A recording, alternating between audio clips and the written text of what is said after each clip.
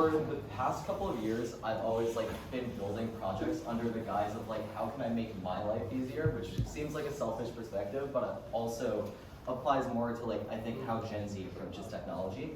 And something that I've noticed, especially in classrooms that aren't super technically adept, so particularly every school in the Southeast United States, or just anything outside of the New York City, DMV, Bay Area region, is that technical literacy is going down with students, right? People aren't really forming Google queries correctly, they don't know how to find answers on the internet, and that's just something I saw amongst a lot of my peers, right? And so I think what I wanted to figure out is how could we use, these huge advances in generative tech to just make students' lives easier. And one way that we can do that is just using semantic search and making search inherently conversational. Imagine if you could talk to a teacher that was Google.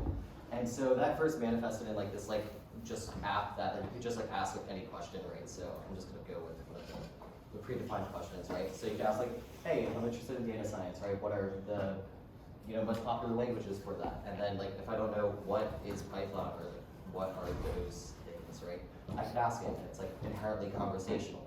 But then convincing students to go to a dedicated app is pretty tough, right? Because they're just gonna open a new tab, and even if their search engine isn't Google, they're gonna go with Bing, whatever is installed. If it's some malware, they'll use that, right? And so we found out that the best medium through that is just making a Chrome extension, right? Injecting ourselves into Google, right? And hopefully guiding people and students towards the right answer, right? And so if I pull up the extension here, I just simply go to Google, and I can start asking questions, right? So let's keep up with current events. I can ask, where did FTX go wrong, right? And Friday will come in, start reading all of the Google results, right? It'll use the Bing search API if it needs more context, and it'll start generating an answer, right? Taking a bit because it's reading a lot, but it'll tell you, why it went wrong, where it went wrong, and you can ask follow-up questions, right?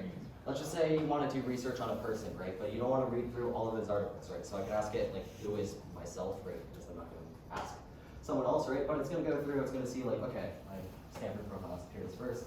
But it's going to read through my personal website, maybe Instagram, maybe whatever is on my LinkedIn, and it's just going to generate an answer, right?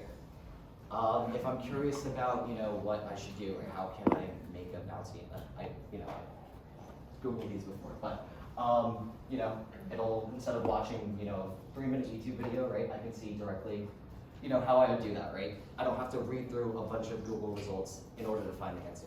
And so that's inherently useful, right? But I can also ask questions that aren't on Google, right? So I can ask should I take Math 51 at Stanford? If I didn't take calculus at high school, right?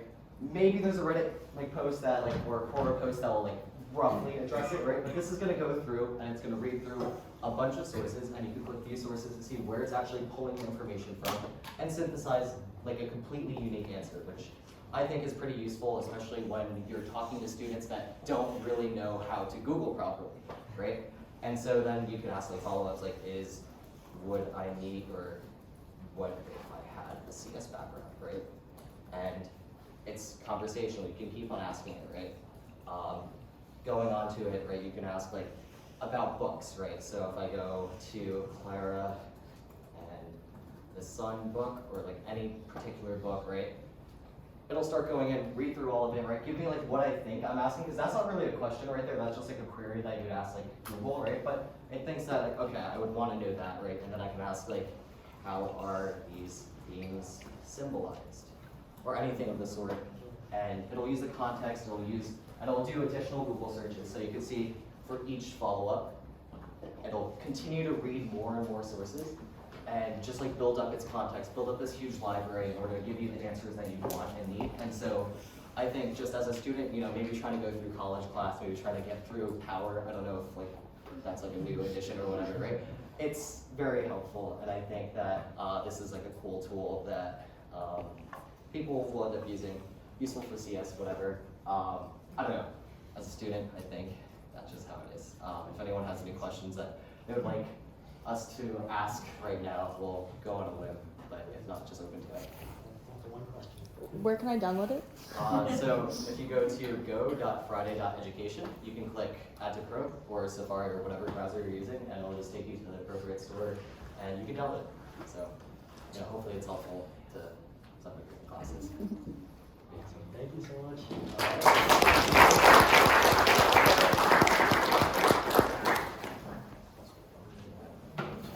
What year are you? I'm studying CS Bosch. Bosch.